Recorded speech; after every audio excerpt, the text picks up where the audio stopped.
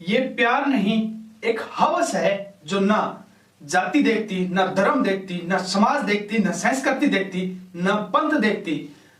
और ये हवस देखती है तो सिर्फ दो लोगों का आकर्षण। आखिर प्यार का पैमाना क्या है? क्या एक लड़का और एक लड़की प्यार कर सकते हैं? अगर कर सकते हैं तो उसकी शर्तें क्या हो सकती है? क्या एक लड़के और लड़की का प्यार इतना महत्वपूर्ण हो जाता है कि जिसमें घर परिवार, माँ बाप, भाई बंधु सबको बुला दिया जाता है? और क्या कोई लड़की अपने से दुगनी उम्र के युवा से प्यार कर सकती है? अगर कर सकती है तो उसकी क्या खासियत होनी चाहिए, उसके क्या पैमाने होते हैं? अगर आप कहते हैं कि ये प्यार है तो क्या इसमें पवित्रता रखी जाती है? और अगर रखी जाती है तो कितनी रखी जाती है? और इसका पैमाना क्या है? प्यार का अंतिम परिणाम क्या होता है? क्या प्यार मौत से भी बड़ा हो गया है? एक 19 साल की लड़की जो अपने से लगभग दुगनी उम्र यानी 37 साल के लड़के से प्यार करती है, वो 3 बच्चों का पिता है। एक शादी समारोह में उसके नैन मटके होते हैं। रात के अंधेरे में प्रेमिका अपने प्रेमी को बुलाती है और एक पेट्रोल पंप पर मुलाकात होती है। ऑनर किलिंग का एक अद्भुत मामला जो आपके दिलो दिमाग को झकझोर करके रख देगा और आपसे ये चीख चीख करके सवाल पूछेगा कि इसमें गलती किसकी। ये एक ऐसा मामला जो आपके दिलो दिमाग को हिला करके रख देगा कि आखिर ऐसा भी हो सकता है क्या। एक लड़की और लड़के की प्रेम कहानी का एक ऐसा मामला जिसमें और आपको भी सोचने को मजबूर कर देगा। दोस्त किसे दिया जाए, एक लड़की और लड़के की मौत का एक ऐसा किस्सा जो आपको हिला करके रख देगा, आपके रोंगटे खड़े कर देगा, जिसमें आप ये विभेद नहीं कर पाएंगे कि इसमें गलती किसकी और इसकी सजा क्या होनी चाहिए। नमस्कार दोस्तों, मैं हूं विजय दीपिका और आप देख रहे हैं सच से आगे। आज एक ऑनर किलिंग का ऐसा मामला मैं आपके सामने पेश करने जा रहा हूं जिसमें आपसे आखिर में सवाल पूछूंगा कि इसमें गलती किसकी और इसमें किसको दोष दिया जाए। इस तरह के मामले में क्या सजा होनी चाहिए और किसको होनी चाहिए। आप पूरा वीडियो देखने के बाद मुझे उम्मीद है कि आप कमेंट करके हमें बताएंगे और ये समाज किस तरफ जा रहा है ये भी आप तय करेंगे। दोस्तों, सीकर जिले का आलोदा गांव और गांव में एक 19 वर्षीय प्रेम नाम की लड़की रहती है। वो लड़की 37 साल के एक गणपत राव नाम के व्यक्ति के प्रेम जाल में फंस जाती है।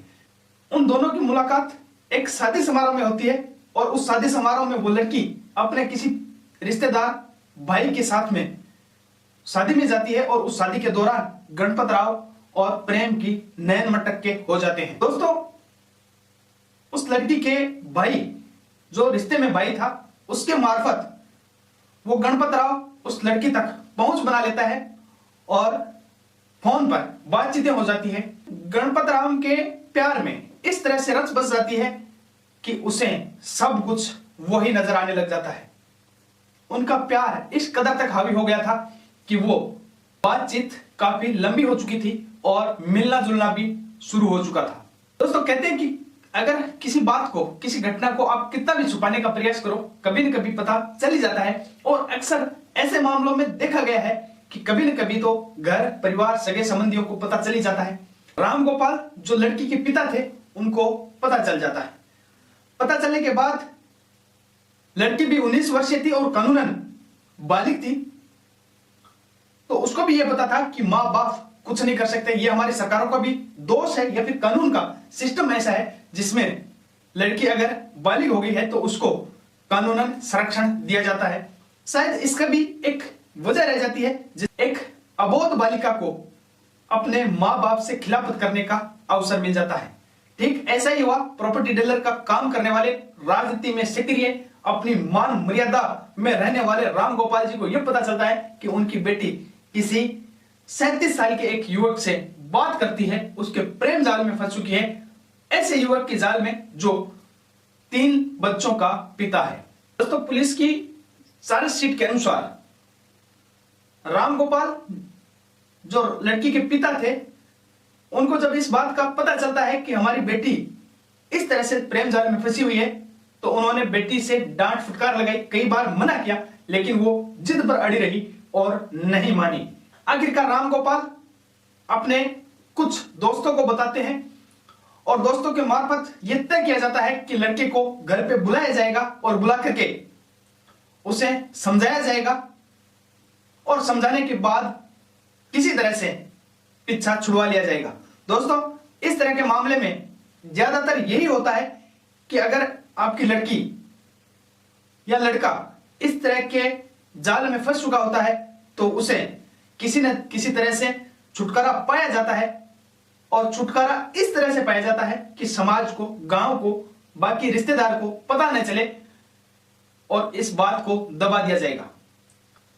प्रेम नाम की लड़की गणपत राव यानी अपने प्रेमी को एक पेट्रोल पंप पर उसे मिलने के लिए बुलाती है और वहीं पर राम गोपाल और उसके कुछ अन्य साथी छुपे हुए होते हैं और उस राम गोपाल को पकड़ लेते हैं। गणपत राम को पकड़ करके वहां पर अच्छी तरह से धुलाई की जाती है, लेकिन धुलाई करने के बाद फिर भी वो नहीं मानता है, तो जाहिर सी बात है कि लड़की के पिता साथ में थे तो उनको गुस्सा आना जाहिर है और बुरी तरह से पिटाई की जाती है, जिसमें गणपत राम की मौत हो जाती है। गणपत राम, जो मैंने पहले बताया कि लड़की का प्रेमी था, उसकी मौत हो जाने के बाद लड़की जो वहीं पर थी उसने जिद कर ली और उसको पता चल गया कि इसकी मौत हो गई है, तो उसने कहा कि अगर आप इसे जिंदा नहीं करोगे तो मैं आप सबको फंसा दूंगी। दोस्तों, फिर क्या था? कहते हैं कि एक गलती को छुपाने के लिए फिर कई गलतियां करनी पड़ती है। ठीक ऐसा ही राम गोपाल के साथ हुआ और राम गोपाल जी ने गणपत राम की लाश को उठाया और अपने घर के एक कमरे में पटक दिया। वहीं पर लड़की को बंद कर दिया और लड़की को उस लाश के साथ 2-3 मिनट तक बंद कर दिया और उस लड़की से यह कहा कि तुम किसी को कुछ नहीं बताओगी, क्योंकि उनका प्लान यह था कि कहीं झाड़ियों में इस लाश को फेंक दिया जाएगा और किसी को पता भी नहीं चलेगा, कानो कान खबर नहीं मिलेगी। लेकिन लड़की इस जिद पे अड़ी रही और वो ये कहने लगी कि मां बाप को फंसा दूंगी और उनको जेल भिजवा करके रहूंगी। आखिरकार तय किया गया। राम गोपाल जी अपने जो साथी थे जिन्होंने मिल करके गणपत राव के साथ मारपीट की थी, उनसे पूछा कि तुम इस लड़की को भी मार दो, लेकिन वे इस बात के लिए राजी नहीं हुए। तो राम गोपाल जी खुद कमरे में जाते हैं और अपनी बेटी का गला घोट देते हैं और लड़की की मौत हो जाती है। दोनों लाश को गाड़ी में डालते हैं और दोनों की डेड बॉडी को पहाड़ों की झाड़ियों में फेंक आते हैं। वापस आकर के सुबह पेट्रोल पंप मालिक के पास जाकर के सीसीटीवी रिकॉर्डिंग डिलीट करने का बोलते हैं और कहते हैं कि मुझे आगे सरपंच का चुनाव लड़ना है, इसलिए ये डिलीट कर दी जाए। दोस्तों, फिर हल्ला होता है और हल्ला होने के बाद तहलका मच जाता है। दोनों लाशें मिल जाती है और पुलिस तहकीकात करती है। दोस्तों, यह वाकया था 20-21 अक्टूबर 2019 का और उस वक्त उन दोनों की हत्या कर दी जाती है। कोर्ट ने इस मामले में फैसला देते हुए राम गोपाल जो लड़की के पिता थे उनको सजा सुनाई है और इसे रेरतम मामला माना है। उनके कुछ साथी जिन्होंने इस हत्याकांड में शामिल हुए और सहयोग किया, उनको भी सजा दी है। दोस्तों, मेरा कुछ सवाल है कि आखिर 19 साल की लड़की 37 साल के प्रेमी के प्रेम जाल में कैसे पड़ जाती है? दोस्तों, क्या प्यार इतना जरूरी है कि मां बाप के खिलाफ हो जाए? दोस्तों, क्या एक लड़की का पिता होना इतना नागवार होता है कि वो लड़की 18 साल से ज्यादा उम्र की होने के बाद उन्हीं मां बाप से खिलाफत कर लेती है, एक ऐसे व्यक्ति के साथ जाने के लिए विवश कर देती है जिस व्यक्ति का कोई ठिकाना नहीं होता, वो भविष्य में कैसा होगा इस बात का कोई ठिकाना नहीं होगा। दोस्तों, हम मानते हैं कि मां बाप से भी कोई गलती हो सकती है, लेकिन अगर जीवन में आप मां बाप के साथ है तो आपको किसी भी परेशानी में माँ बाप साथ खड़े मिलेंगे। लेकिन अगर आप माँ बाप से खिलाफ जाते हैं, अगर कोई लड़की माँ बाप से खिलाफ जाती है, तो उसके साथ माँ बाप या रिश्तेदार कोई भी नहीं होगा। दोस्तों, आज जब इस तरह के घटनाक्रम हजारों देखने को मिलते हैं, उस वक्त में आपको क्या लगता है, आप हमें कमेंट करके जरूर बताएं।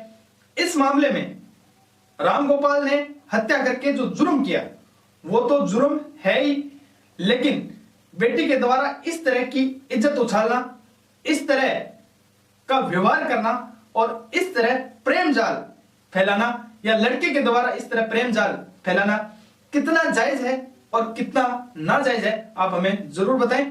जय हिंद, वंदे मातरम।